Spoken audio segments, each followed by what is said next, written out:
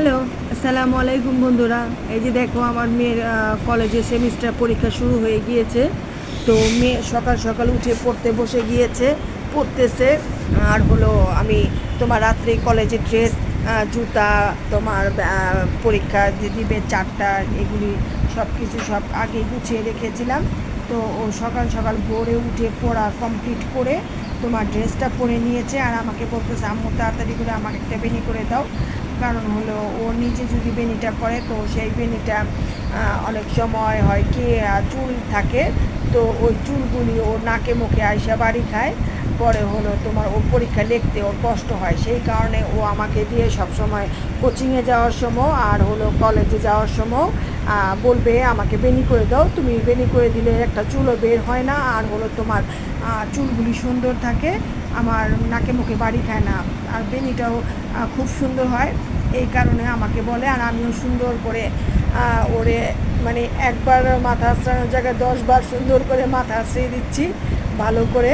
মেয়ে বলে তো কথা, প্রত্যেক মাই তার মেয়েকে খুব যত্ন সহকারে করে, মেয়েদের কাজ মারা সুন্দর যত্ন সহকারে করে। এই দেখেন সুন্দর করে আশ্রিয়ে এখন সুন্দর করে একটা টাইট করে বেনি করে দেব। বেনি করা শুরু করে দিয়েছি সুন্দর করে।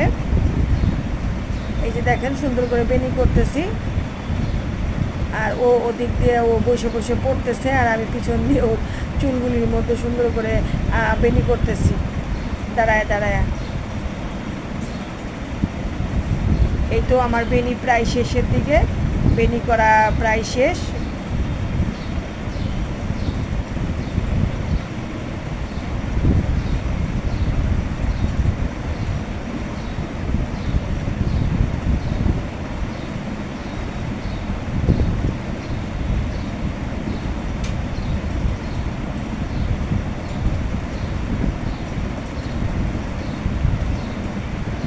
এই যে দেখেন আমি বেনি পুরা করে ফেললাম, কমপ্লিট, আমার বেনি করা শেষ। পরীক্ষা দিতে তাই বেনি করে দিলাম।